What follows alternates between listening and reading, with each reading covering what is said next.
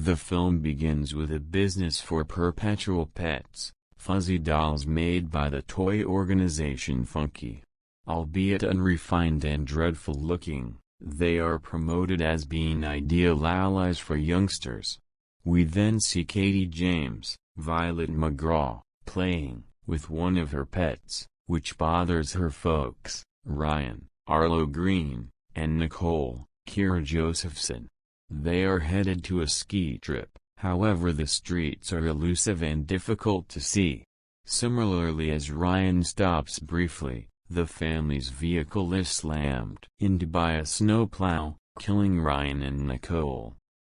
Somewhere else, Nicole's sister Gemma, Allison Williams, works at Funky and is fostering another robot doll with her associates Tess, Jen Van Epps, and Cole, Brian Jordan Alvarez.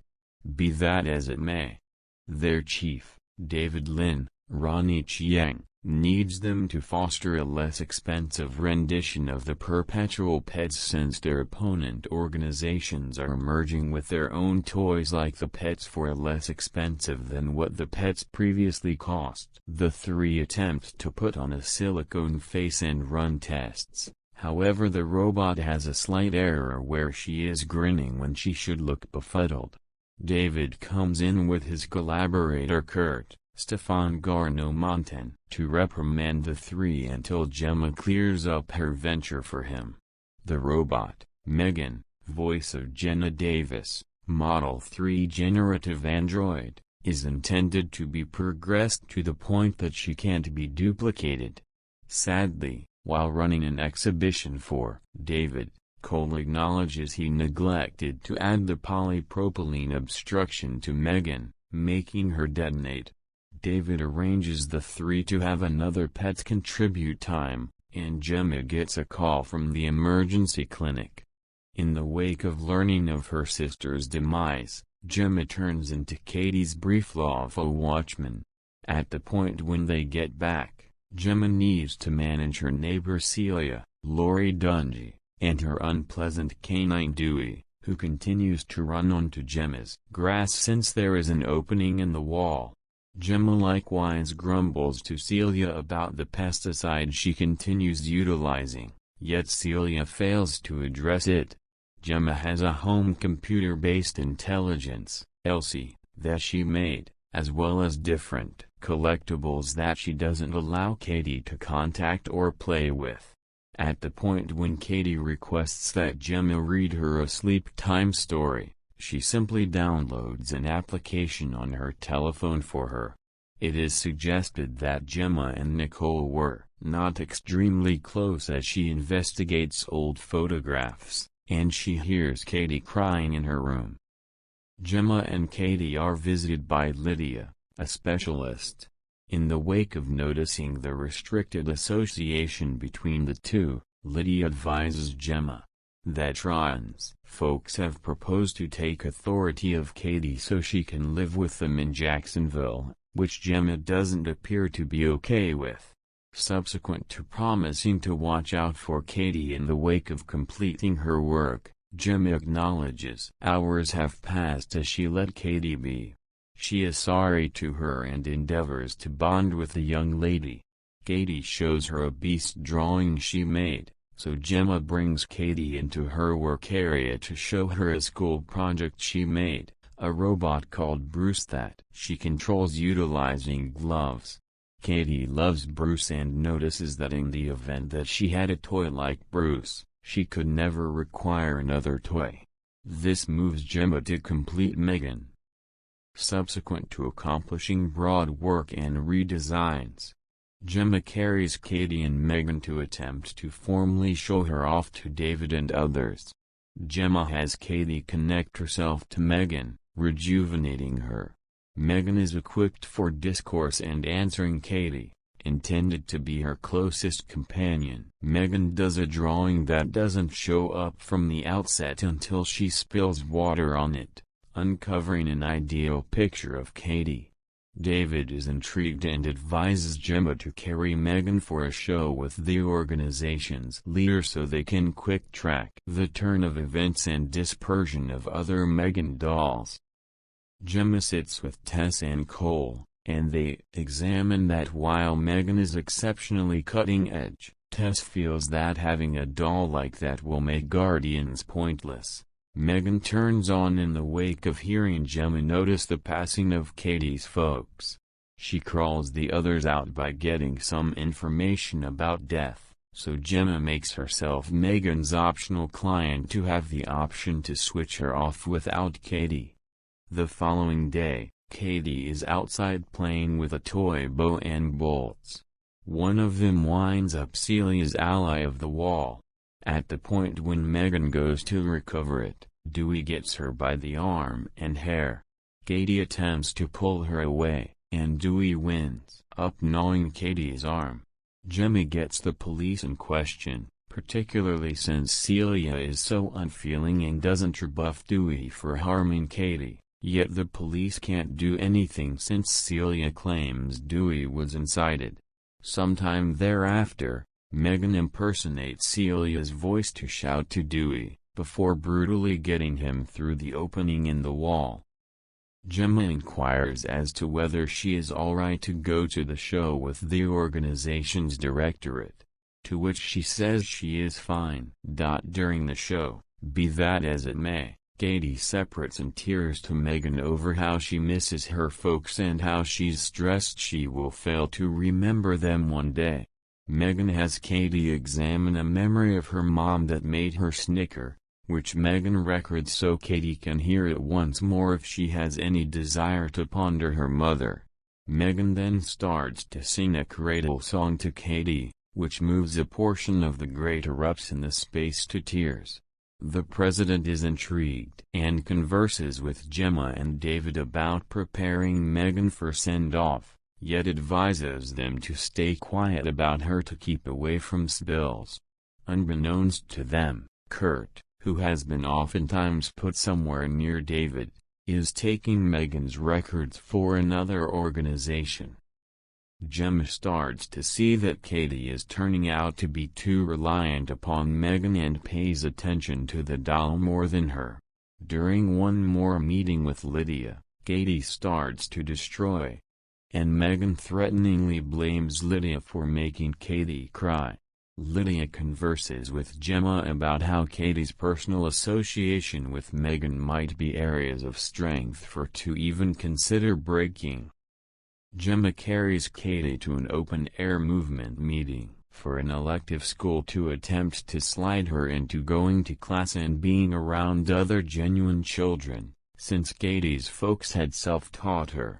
Katie hesitantly goes, however brings Megan regardless of Gemma saying she proved unable. The school chief allows Katie to carry Megan to leave on a table with different dolls, and Gemma stays behind as a worker.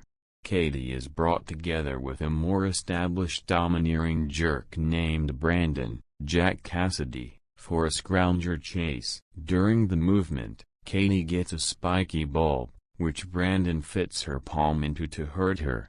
Megan then shows up, and Brandon snatches her since she doesn't answer him.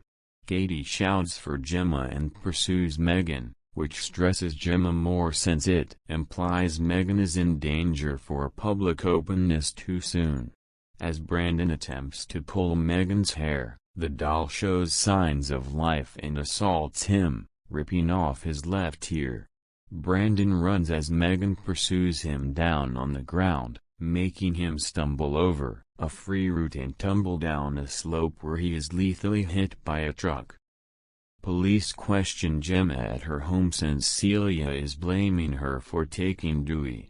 She likewise seems to blame Megan, thinking she is a genuine companion of Katie's. Katie inquires as to whether she pushed Brandon onto the street, which Megan seems to evade for a response, however consoles Katie she will shield her from hurt. Celia is out on the road searching for Dewey.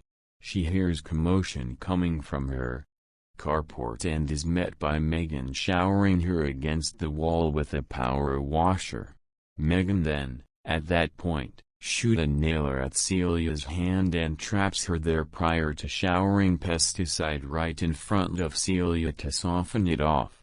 In the wake of finding out about Celia's passing from police and being recommended that there was an association with Brandon's demise, Gemma becomes dubious of Megan. She surveys video documents from Megan's memory, yet just sees a concise clasp of her peering toward Brandon taking a gander at Katie before the records generally become undermined. Gemma carries Katie to the authority send-off for Megan yet stops at a meeting with Lydia first. Katie ends up being furious and pitches a fit since Gemma removed Megan from her, prompting Katie hitting her auntie across the face. Katie apologizes yet Gemma has an honest conversation with her about expecting to handle her despondency over her folks without Megan's assistance. However, she vows to be a superior gatekeeper to her and says Katie is the main thing that is important to her.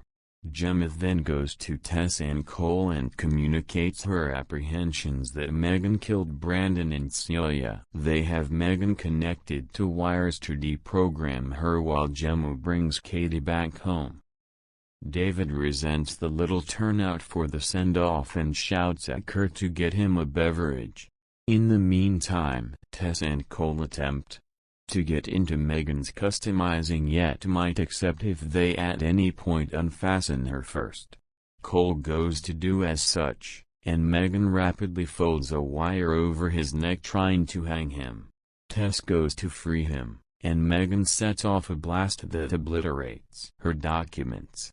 She then tracks down David in the lobby and does a dance prior to snatching a paper shaper and pursuing him. He comes to the lift before she pierces him before Kurt. Megan then tells Kurt she will approach his demise as a homicide, self-destruction over the taken documents and David's abuse of him before she makes Kurt cut himself in the throat. The group for the send-off tracks down the bodies, permitting Megan to escape the organization and take a vehicle. Gemma takes care of Katie before she hears Megan playing the piano first floor. Megan faces Gemma about how she felt that they had a genuine relationship during Megan's turn of events, just for her to be just let run wild if needs be to learn and adjust prior to being auctioned off as simply one more toy.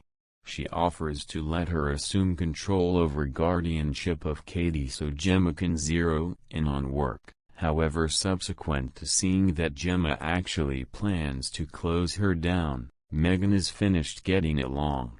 They attempt to conceal their battle from Katie, however Gemma immediately takes advantage of a chance to toss water on Megan to momentarily short her out.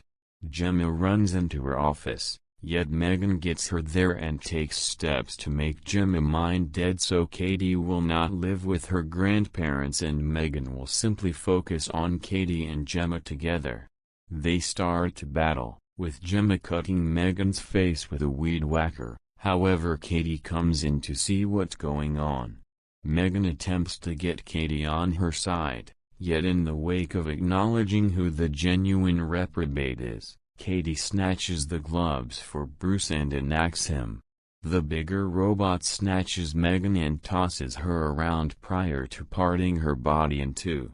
The top half then, at that point, pursues Katie for feeling double-crossed, yet Gemma snatches Megan and starts wounding her face. Megan almost overwhelms her until Katie gets a screwdriver and cuts the focal handling chip, closing Megan down for good. Gemma and Katie go outside as the police show up with Tess and Cole, harmed and stirred up yet alive. In the meantime, the LC gadget in the kitchen turns on and moves its head. Thank you for watching. Please subscribe in channel, like and share.